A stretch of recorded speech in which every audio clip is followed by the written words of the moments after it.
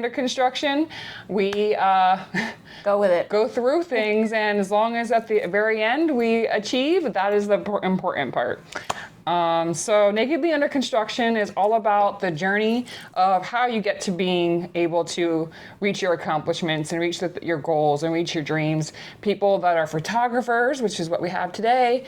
We've also had people that have been famous YouTubers, amazing dancers, singers, rappers, and spoken word artists, writers. We have so many more guests to come. Stay tuned as we get deep into who they are and how they became the amazing people that they are. We like to tell your story, so if you want, contact me, you could be next. So again, Nakedly Under Construction. I'm Raider Reyes. It is not Raider Eyes. I am the Raider King because the last name is Reyes. And now you know how to spell it, so you can follow me on either platform. But today we're going to get into Olivia. Now she is usually behind the camera, but I convinced her to get in front of the camera so that you guys can get to know her, because I am hoping to have her as one of my photographers for Nakedly Under Construction because she is amazing. She has done quite a bit for me. Now you can pay attention to us, or if you want to, you can look at the background because I made an amazing slideshow showing you a lot of the work she did, kind of showing off who she is. And also the last page tells you how to find her. Just make sure you put www at the beginning of the website. All right, so I'm gonna try and get her to talk today so you can get to know her a little bit. The rest of the time, hopefully her work will speak for itself. And I'll be dropping the links to her websites and giving you her contact information if you don't just pause the YouTube video and check it out at the end of the slideshow. So let's get started. So Olivia, who are you and what do you do? Just remember, this is the camera. Yep. And I talk to people all day long, and yet when it's time, because you're in the medical field, right? Yes. But you talk to kids. It's a little bit different, right? My big girl job. My big girl job is working with kids. But yeah, so my name is Olivia Wilson, Olivia Dawn Wilson. Mm-hmm. And I was wondering, I was like, did she change her last name or is it part of her name? Yeah. And then And then my photography name is Olivia Dawn Photography. Mm-hmm. When I changed my name a little bit ago. I was doing CMH was for Color Me Happy because I was like, I'm happy, and it's kind of, the vibe. And then I was like, that's not like a timeless name though. So I was like, what's timeless? And I'm like, my name. Yeah. Because that's gonna be my name forever. Olivia Dawn is really pretty. Yeah, thank you.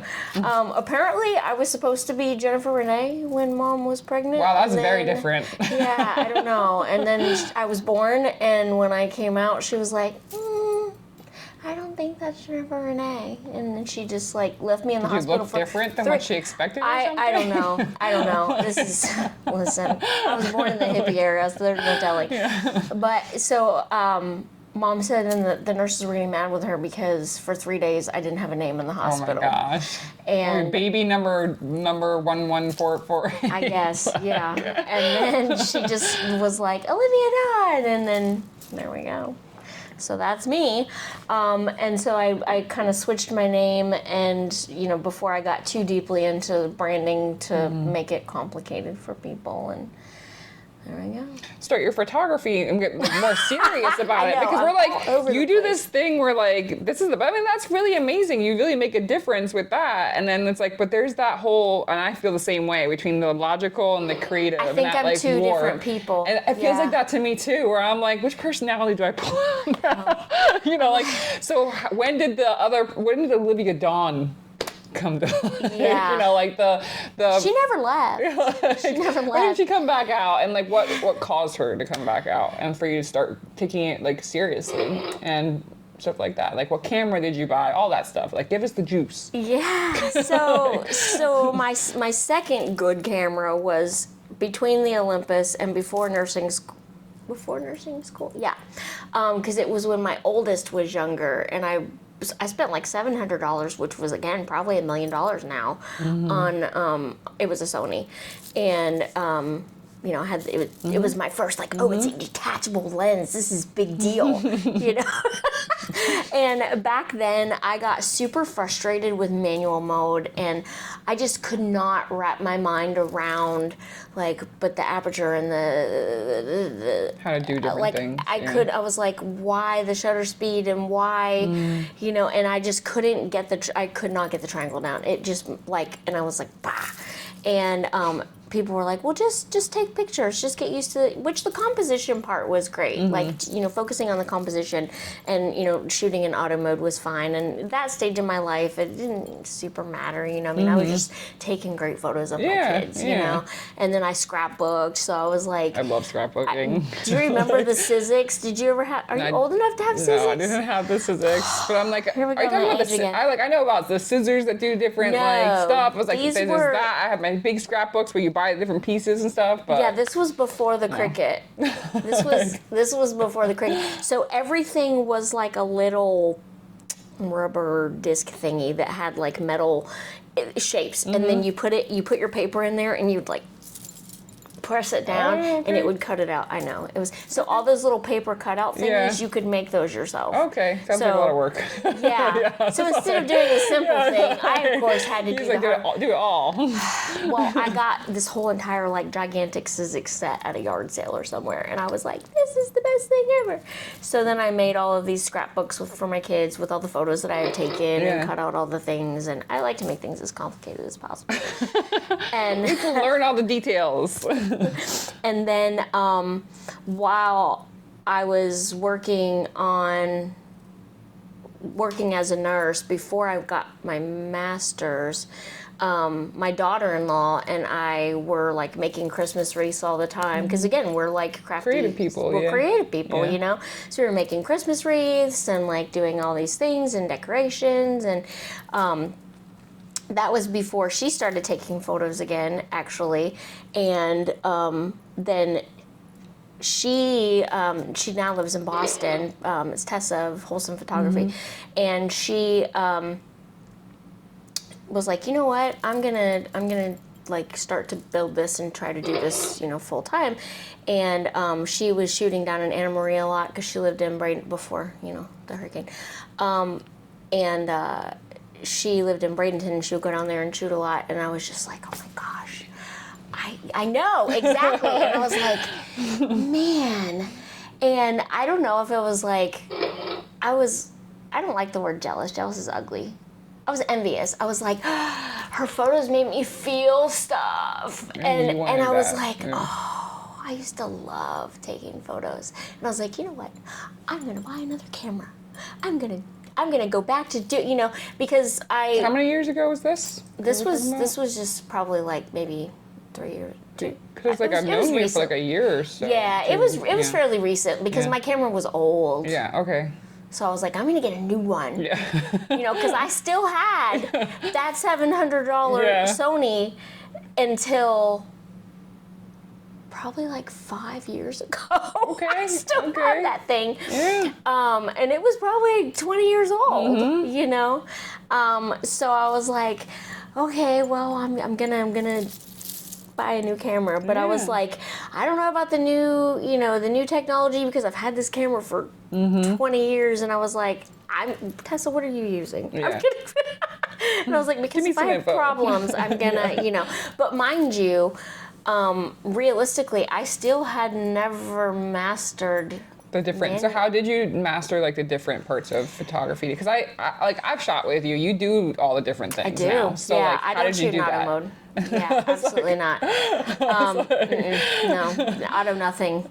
So I'm stubborn. Yeah. That's why. And I don't know if it's just because I'm older now, or like because of all the different education, or just because I'm stubborn. That might. You figured it out. You didn't like take classes or watch YouTube videos. Well, or, like... so I learned from Tessa. Tessa helped me a lot. But the biggest thing is, I was like, you know what?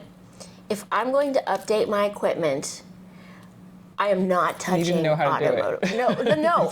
Like, and even my flash, because, you know, I was talking to Fatty and Kevin, you know, and I was like, okay, what flash? Literally the same thing. I was like, when I get this, like, auto nothing. I'm either going to learn how to use my equipment or I don't need to have my equipment. Yeah. And so, again, I just am all about self-torture, I guess, and doing things the hard way. You spent like hours figuring it out? No, like once I understood, it just worked. It just clicked. Okay. It's super strange, you know, and so like, and it took me, I learned it a lot. I don't know if it was just because it was previously in there somewhere or like. Timing matters sometimes. Sometimes it does, yeah. Yeah. You know, because I was done with my doctorate and done with all the things. And then like, I don't know. And Tessa explained it in a way, kind of the association. And then I was watching YouTube videos and then literally, I already, you know, had composition down, so it was really more like, okay, take this photo. What do I like about this photo? Yeah. What do I not like about this photo? And then I literally, and when I was learning motion blur, I laid on my floor and was taking photos of the ceiling fan. And my husband's like, what in the hell are you doing? I love that. Why are you taking pictures of the ceiling fan? Because I was trying to figure out how to freeze the different parts of the image and to make it blur where I want it to blur, because I like motion blur. Like, I have certain things that I like to do and I do on purpose, you know, and you can see that in everybody, it's part of your style. But I probably took 150 photos of the fan. Gosh, I love because that. I literally would like snap a photo, change one setting, snap a That's how photo, you learn. change one setting. And then I was like, oh, okay, so if I do this, and then it's like, oh, well, if I focus on the center of the fan, then I can blur the blades. And if I focus on the blades, then I can blur, you know, and so it was. I love that. Girl, I'm literally going to clip that, what you just said. I was like, I love that. Yeah. 150 pictures of the fan later. I got it. I'm good. What kind of stuff have you taken pictures of, and like people, and like how have you gotten into that, and what have you taken pictures of so far? So, I mean, it's so weird. No, we met at a photo meet. We did, yeah. So I was like, did you start with photo meets, or were you doing stuff before that, or? No, I was taking photos of that was kind of like my coming out party. Okay. You know, when I was like, all right, fine, I'm gonna take photos of people I don't know. Yep. You know, I've taken photos for years. I'm telling you, we were climbing trees, getting in bushes. We were like getting in there. I know, it's crazy. And even looking back then, and I mean, and we got some great shots. Were you one of the people? Somebody said they had to put like a heating pad on their back afterwards or something like that. Sweet baby Jesus. I was like, because you know, that was you. Listen, I have my shoe was in the mud when we got some great photos, y'all, of all different people. Yeah. And I look back at those now, and that was, you know, granted, that was a year and a half ago, and I'm like, and look where I've come even a year and a half later. It's so funny because with any kind of art, and I'm sure even with your writing, you notice like something that you wrote 6 months ago that you were so proud of, you're like, it's a little bit of both. Sometimes I'm like, well, I can do better now, and then sometimes I look and I'm like, I did that. Yeah. You know? Sometimes, you know, I know, sometimes. And I'm like Googling it to make sure that I didn't copy it from somewhere. I'll see someone post photos, and actually Josh did that where he posted photos of mine the other day, and I was like, damn, I did that? Yeah, right? Yeah. I love that. I love that. Yeah. So you've done some stuff. I know you did. You see, you've been a wrestler. So you've done some sports photography too. Yeah. So I like I said, I like to make things as difficult as possible. So I challenge myself, and I'm like, hey, let's go. I did a period of, and I forget to post because I'm terrible at posting, but I will go like, okay, let's take photos of things I don't normally take photos of. And I will try to find things that I just don't do and go do it. And I went out. That's how you learn more. I know. Yeah. I went to the park and I was photographing these dudes playing basketball.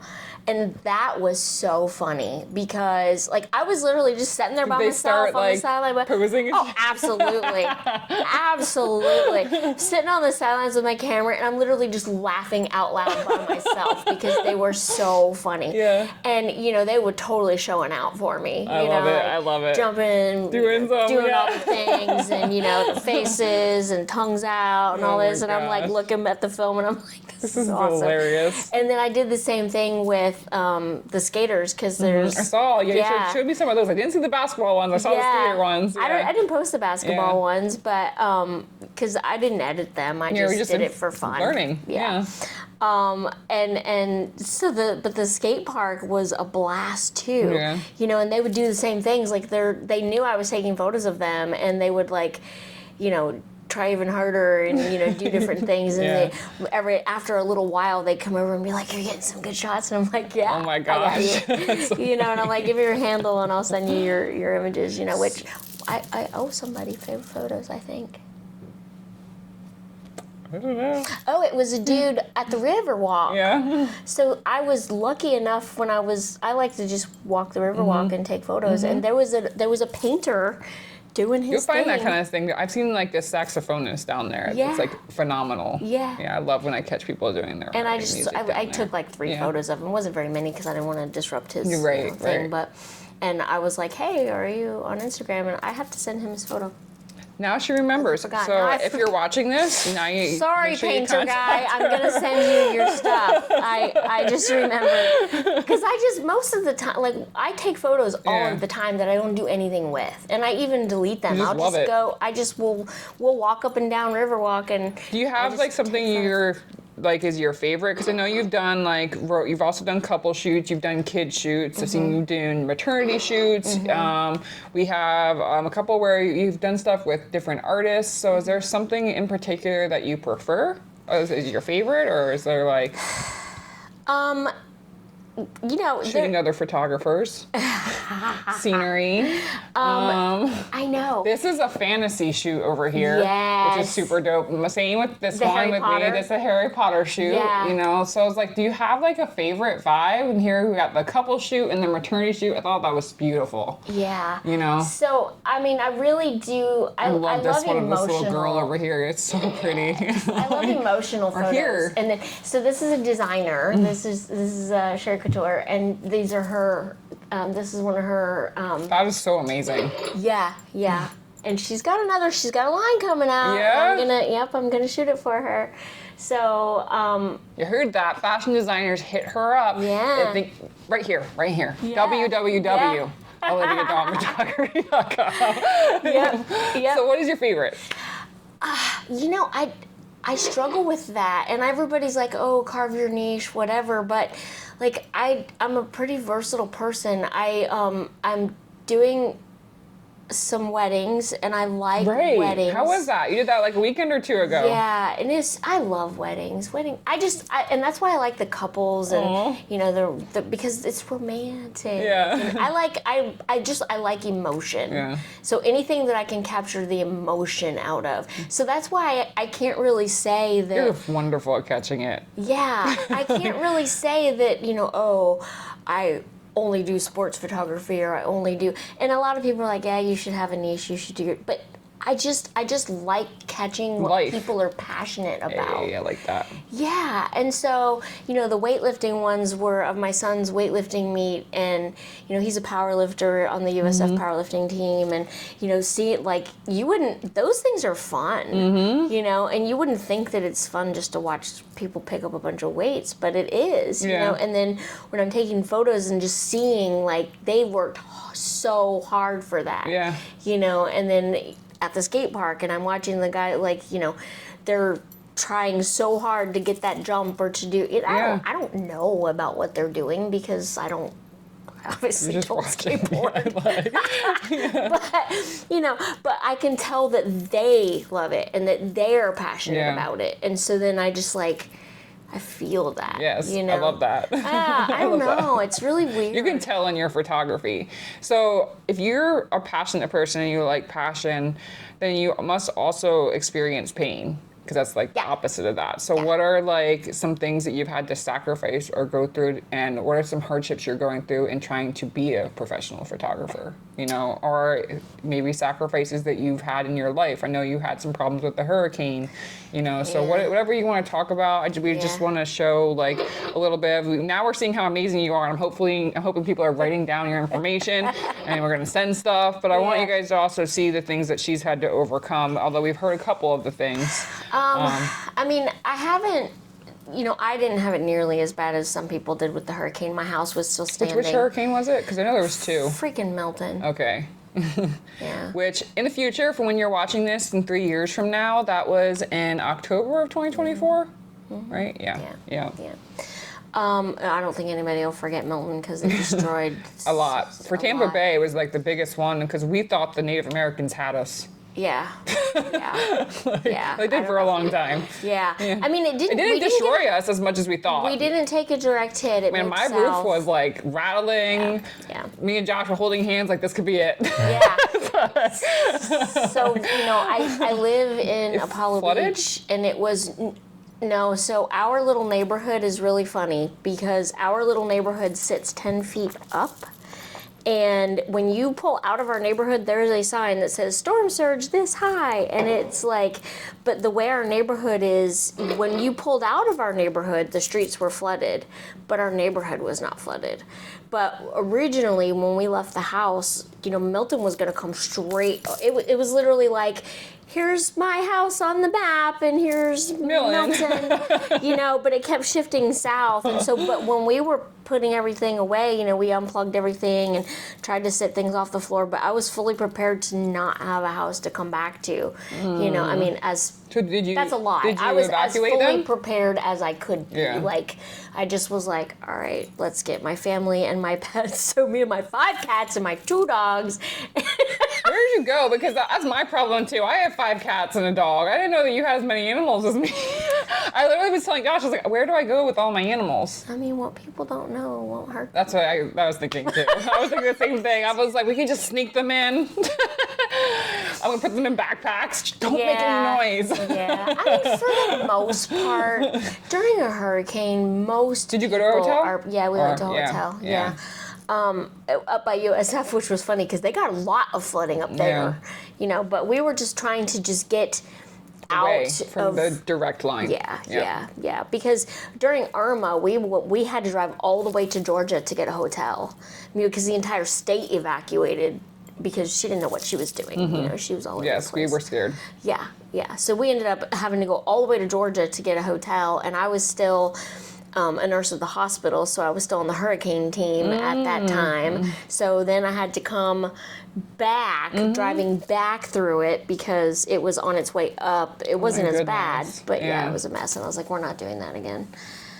So we just went as far as we could to be safe. So you're having to do some renovations in your house and stuff? Yeah. I mean, we had fence damage. We had the roof replaced. It tore down my gazebos, and but again, my walls were standing and my house was not flooded. It was still there. My house was still there. So compared to other people, I'm good. Yeah, that was a hard time for Tampa Bay for sure. Yeah. How has it been trying to get out as a professional photographer? Have you had trouble with that, or? I don't do a very good job of pushing advertising. I mean, I'm a very driven person. Yeah. I just until I started really focusing on it a couple of years ago, I didn't even use Instagram, and I was like, how do I do I remember. I know, and I was like, I don't know how to we were all working together. do this. Could you show me? You were like, oh yeah, I do this and I do this, and I was like, great. Can you? I don't understand Instagram. And Yes, I remember. so I was very and the thing is, I'm a pretty techie person. Yeah, obviously, because I definitely can't do any of that. Yeah. I mean, I love technology and all of the things in my house. So what is all this now? These are my toys. Can we bring it forward? Can you tell us about it? This is the. I don't want you to drop anything. Yeah. So this is the baby. This is my Sony. I have a battery grip on here, and this thing. So I was a little intimidated. Look how she handles it. This is my baby. This is my baby. So I was in a photo shoot down at the Riverwalk, and girl. So this was back in January, I think, and I fell because the little cutouts for the trees, there was a piece of wood that was lifted, and my foot hit it, and I was like, dee, dee, dee, and I was watching my subject, and the poor guy, so I was walking and doing the thing, and I didn't know, and my foot hit it, and I was like, boom, and I went flying forward. I I'm sure it was hilarious to see. Now it's funny. It God, was it did not funny feel at the funny. time. And I landed on my camera and I bruised my chest wall. Like my chest wall still hurts. That was 3 months ago. And yeah, like it hurt so bad for a good while. And I went to the urgent care and was like, can you just make sure I didn't, break a rib or puncture a lung or anything, Because my medical mind's like, you have to go do the things. So I, but literally, I'm like, I fall on the ground and then my camera like shot forward and I was like, the guy I was taking photos of was like, oh my God, are you okay? And I was like, I'm fine, how's my camera? Yeah. He was like, are you kidding me right now? I was like, no, is it broken? I was like, I have insurance, but how's my camera? How's my camera? So she has a little scratch. I see but it. she was, she has a. But she's working. Yeah, oh yeah, but yeah, no, it was just this lens, but. Oh my God, anyways. So, that's funny. And I got the battery grip at the recommendation of one of my Tog friends. They were like, oh, a battery grip. And I was like, I hate to be stupid. And I'm like, but I don't know, like, if I would benefit from that. Yeah. Or like, I told my daughter-in-law, I was like, you need to get a battery grip. And she's like, oh, but it's so heavy as it is. Yeah. But realistically, and if you hold it, Helps with grabbing it. It balances the weight.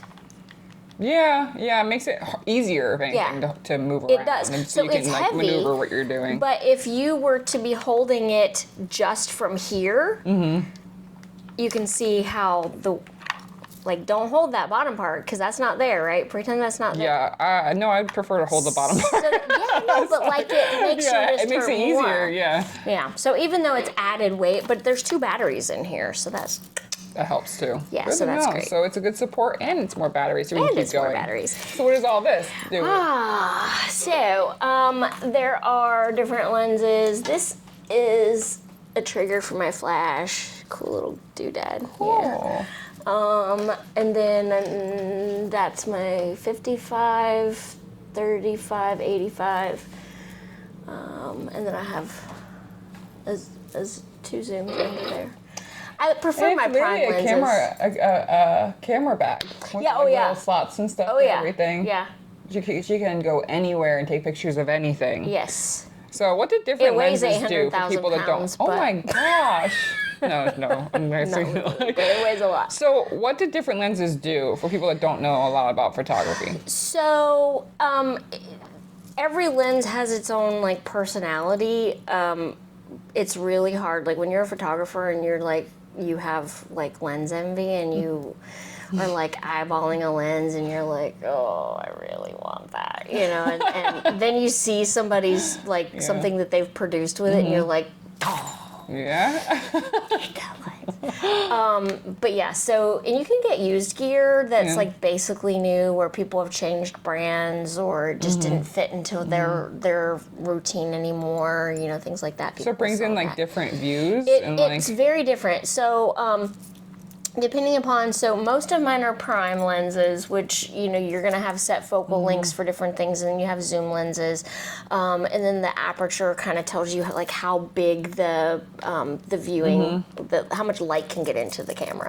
And so when you're working with the photos and you're changing your settings, you can change the depth of field, and that's what makes those nice creamy backgrounds, but your focus is crisp on your subject, and so that's my jam. Like I love, and so you can set your settings. I know. So like if you have, I know you're like, I know what you do. I know what you do. I know what you do. Yeah, and so depending upon like if you're in a tight space, like if I was going to shoot a photo in here, you would want a wider view. So I'd probably, I'd use my 35 probably.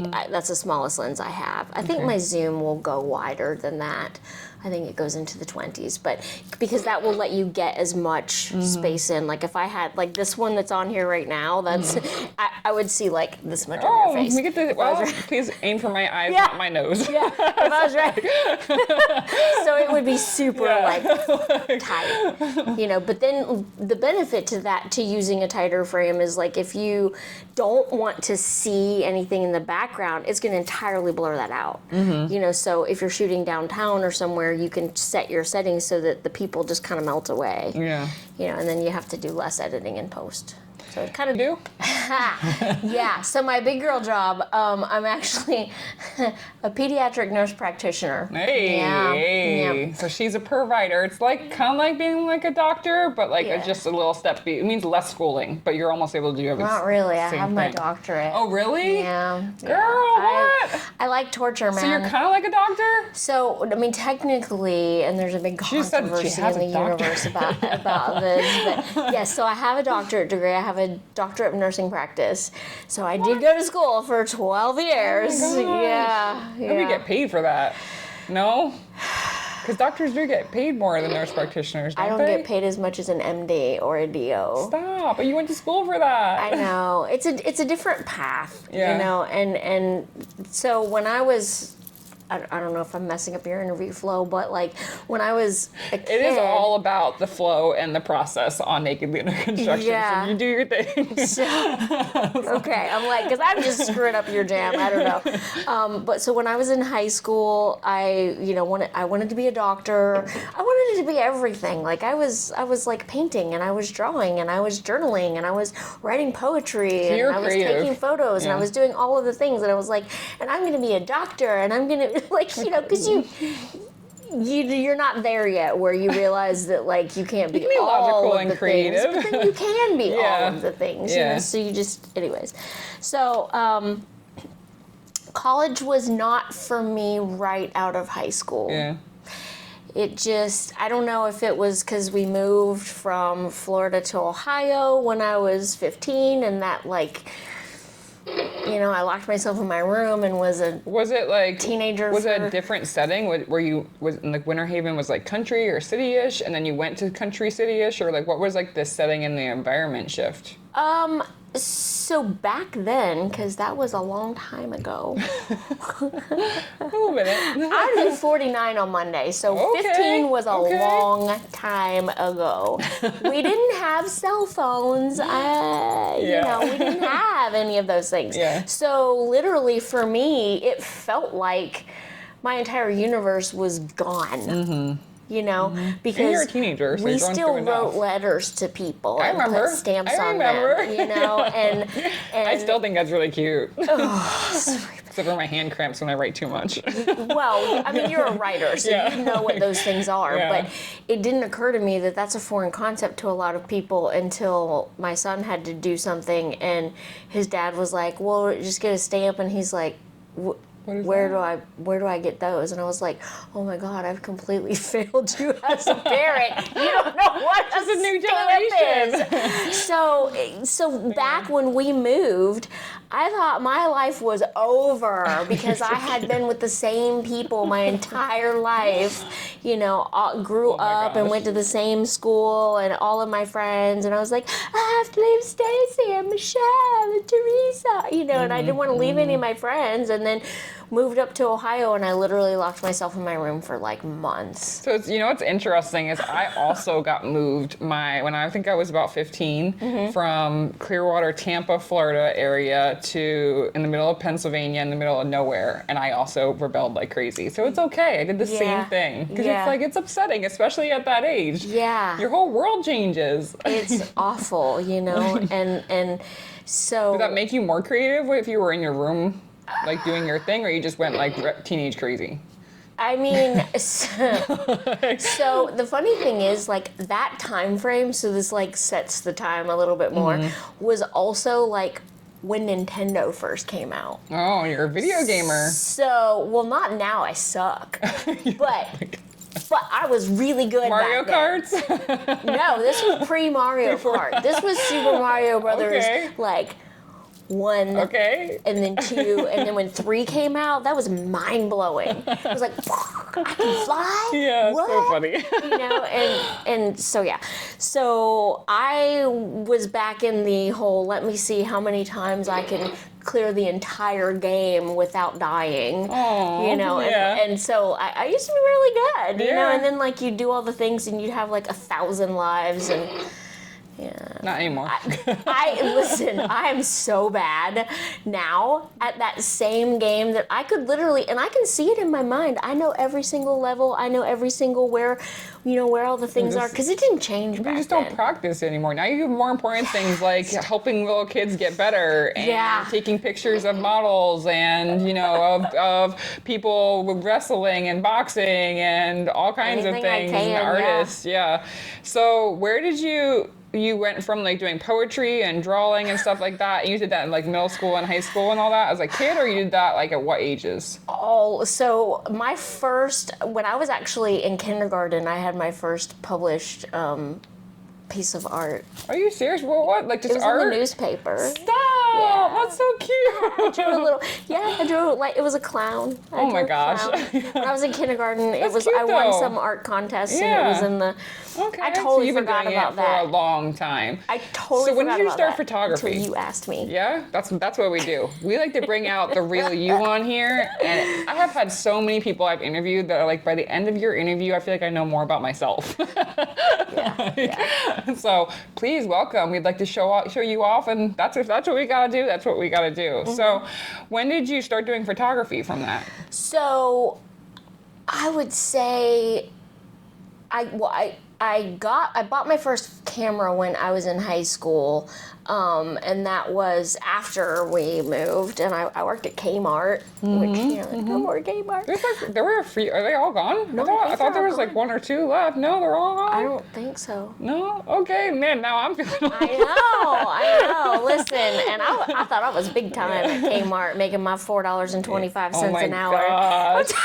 I feel so old when I think about. I'm sure you make a lot more as a nurse practitioner now. Stick on that. Yeah, but you know, with my student loans, I'm probably still working for free. I don't know, but anyways, So I worked in the electronics department, and I sold cameras and talked about cameras, and people would drop off their film and pick up their photos, and I still remember sorting them all and doing you all the were in things. like literally the photography department. Yeah, yeah. How old were you doing that? I was 15. Oh, you had a lot going on at 15. Yeah, 15, 16. It was after I came out of my room, obviously. Yeah, okay. I think I was 16. So it was in Ohio. Yeah. Okay, Yeah, okay. It was after we moved.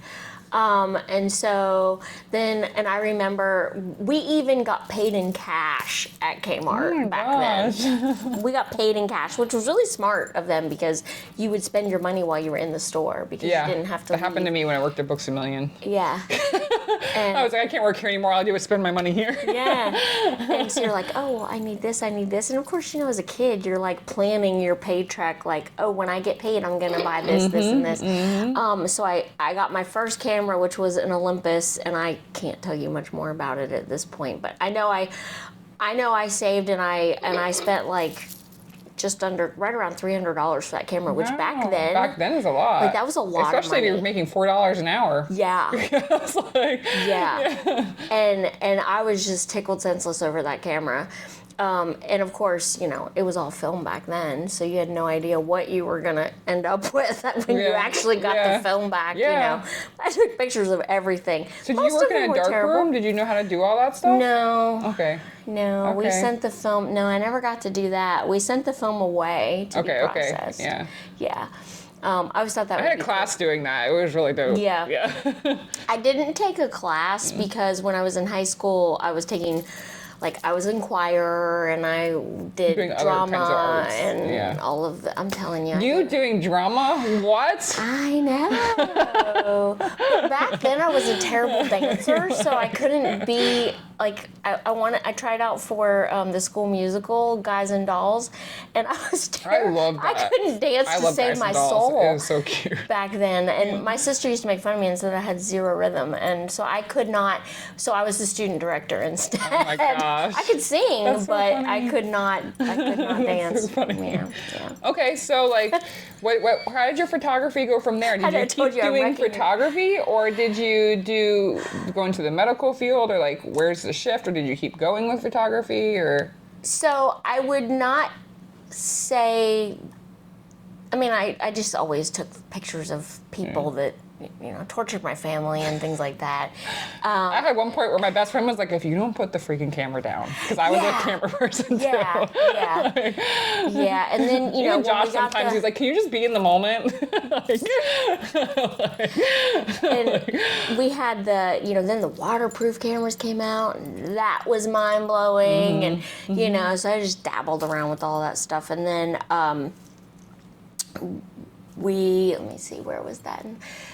After high school, I worked in a daycare because I told you I didn't go to college right away. So I worked in a daycare because I loved kids. So kids. Yeah. So I worked in a daycare, and I worked at Kmart, and then eventually I went into banking, and that was wretched, but I did it for a really long time, and I just was like, this is not fulfilling, and this is terrible, and It's interesting because you kind of were doing something that you loved, and then you did something else that was another interest of yours, and then it sounds like you kind of did something that the world told you should do to make money, which is like the banking. Yeah. So then where did you go from there? Because I was like, okay, I'm an adult and I have to have a big girl job that's going to give me insurance and let me be responsible. And but that didn't work out very well. I mean, I did it for years, but I can't even remember. I think it was probably like 10 years. It was a long time. To be miserable. When did you decide to go to be a nurse first? Yeah. So when the financial crisis happened in the United States and like the world fell apart, that was my sign. Yeah. Yeah. Because like. So how old were you at that point? Oh gosh, Gavin. So my youngest is gonna be 21 in November, and he was 4. Yeah. So it's been a long time ago. Like, let's see. So I know. I have to base everything around how long I've been married and my kids. So 20 years ago. 16 years or so 16 years ago? Yeah. So we're saying like 2025 minus 16, 2010-ish? I started school in 2009. Okay. Yeah. And I suck at math, y'all. I'm definitely an artistic person. Well, I mean, it was that bridge because like it was fall of like 09, I think. Okay. So did you go right into being a nurse practitioner and a doctor, or did you get experience as a nurse, or like what did that look like? Yeah. So I started nursing school. I just got my associates in Ohio. I was an RN. I didn't do LPN because I was afraid that if I started as an LPN that I would not go back to school. I've heard that a lot. Just because I was older. I'm in the medical field as well, so I hear it all the time. Yeah, I was already married and life was already happening, and I was like, yeah, if we're gonna do it, we're gonna just do it. And we moved to a small town because we were in Columbus. We moved down to Zanesville, lived in my mother and father-in-law's. Like they had another house, so we lived there, and they didn't charge us rent or anything. So that was like. That's nice. Got a break there. Yeah, we just, paid the utilities and the property taxes and lived there while I was in school. And my poor husband drove back and forth an hour and a half to work every day because he still worked in Columbus, and he commuted that every day just so that I could be right there by school and do all the things. So my family was well tortured with my education and and so I survived nursing school, and then when I was done with my associates, we moved back into the cities and lived in Columbus. And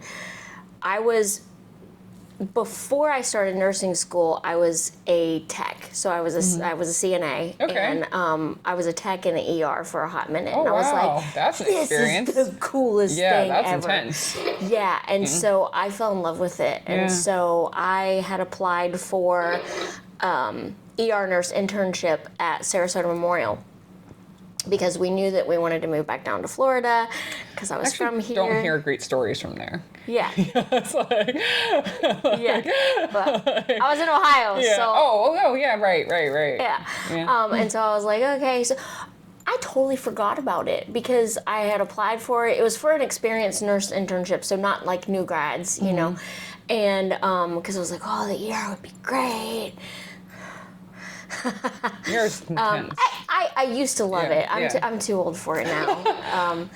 And you know, plus it's grown-ups.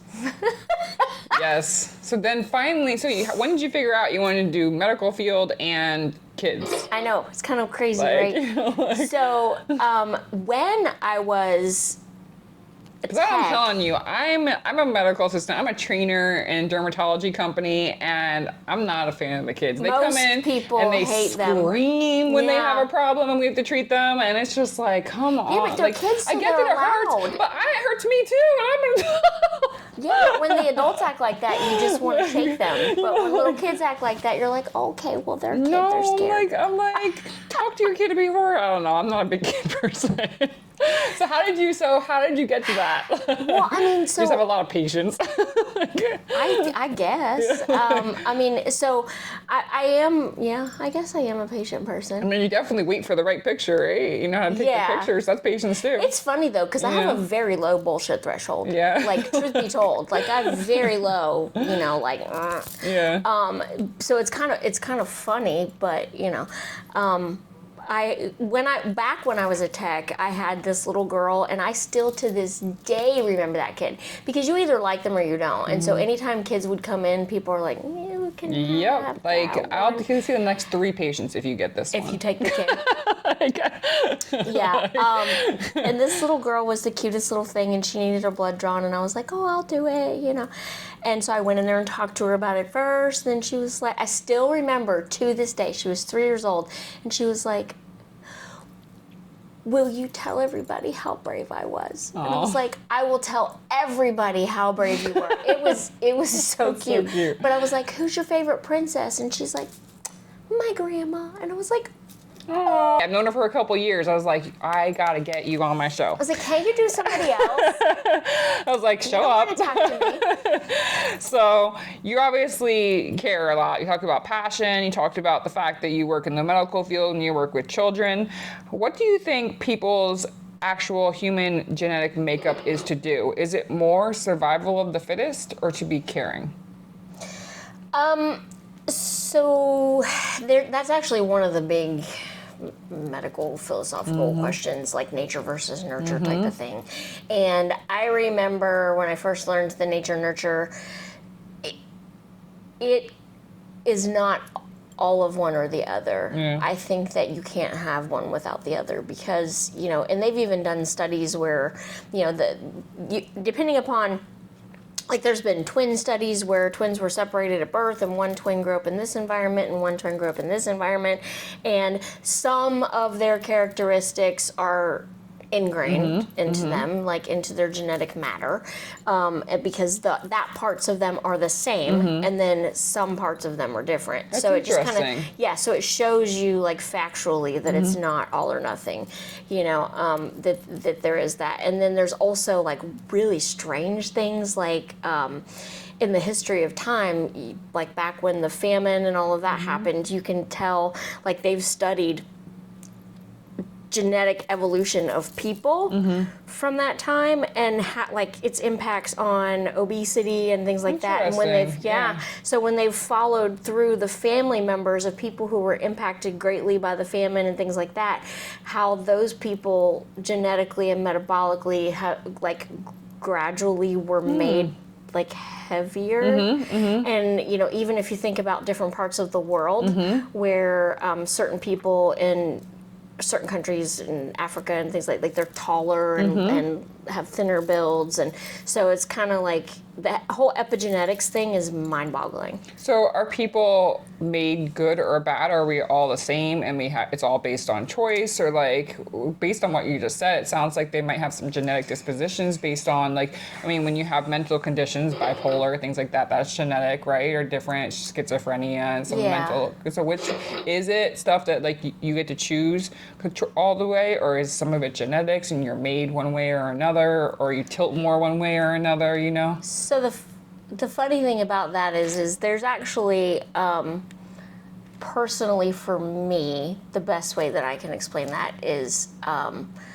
my bio dad, who basically had nothing to do with me my entire life. He grew up, my grandfather did terrible things to him when he was a kid, you know, and literally like 3 years old and pushed him through a window to have him unlock the door so that he could go steal from people when they were out of town. Yeah, awful things, awful things. Well, I shouldn't be laughing. That's terrible. I know, I mean, yeah. I mean, I talk about him like in almost as if he's like, I don't, like it's a story because I don't know, you know, but the thing is like, that is genetically part of me, right? And I feel like he was raised to do bad things. And that's part of why he spent most of my life in prison, right? So I really... So the environment, maybe. Yeah. But then at the same time, like, his dad was doing those things and then he did those things. So was it environment or was it genetics? But then there's me, right?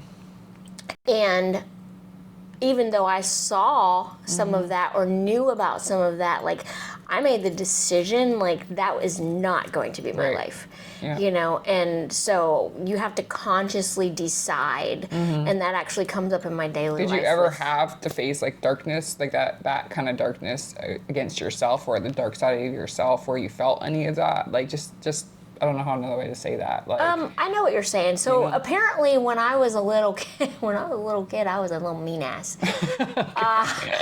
Because my aunt told me. You're definitely not like that now. No.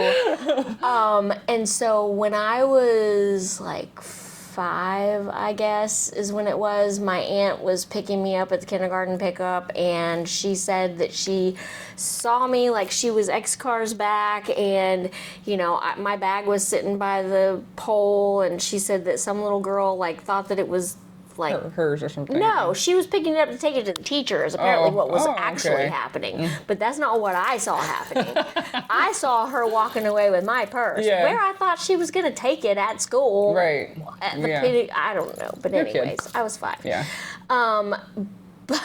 But my aunt said that she's literally like back in the car lane, and she watched me like go after that girl and grab her by her hair and like push her. Fight her. Yeah, and then she said that the little girl started to yell, and she's like, "You slid your little hand around there and covered her mouth," and she's like, and she said that she instantly thought of my dad. Yeah, so that's because interesting. She knew him.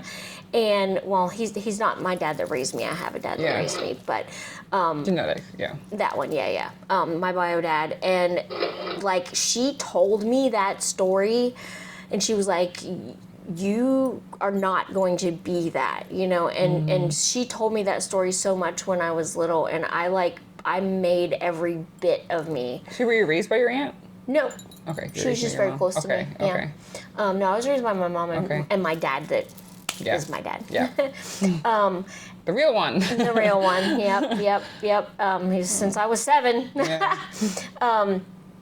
But yeah, so it's kind of weird, you know. So I look at it like, you know, there may be some characteristics that I have that are not all bad. I mean, I don't know that he was necessarily a bad person, you know, but if you have that darkness, if you have some of that and you don't have the ability to, you know, push through it, or don't see how you can push through it, or aren't aware that you can make the decisions, then you may follow that because that's what you modeled. Right. You know. Right. Absolutely. So, that makes sense. Yeah. So it's kind of, again, I don't think that it's all or nothing. And I tell the kids in the clinic too, I'm like, if you don't like something, you need to change it. Yeah. You know. Yeah. So you guys know I'm like here, there. I want to squeeze every little bit out of her. You didn't know any of that was coming. No, so, you didn't. You know what? This girl told me she didn't want to do an interview, and she's been great at interviewing. This has been one of my best. This has been a great interview. So you didn't know I had so many skeletons in my closet. I was like, wait, I will pull it out, and we're gonna have a good conversation. So we're gonna wrap back around to photography, because that is why I originally met her, and why I originally wanted to show her off to you guys, because again, I really hope you get the opportunity to work with this person. Now you know a lot about all the different things that she does, but she really like we heard, like she drops her camera for you. Like, she really helps you get in the scene and like makes it happen for whatever your image or your dream is, or your illusion, or whatever you've got in your mind for the photography. I definitely want to have her for performing artists. So anything that I'm involved in, you guys, she may be my photographer. So please check her out. So you kind of know what's coming. But I still think even if you're not working with me, that you should still work with her. So please make sure you check her out. Is there anything else you want to say before we finish? I think I'm saying that. I got her on here, which is enough. So where can they follow you?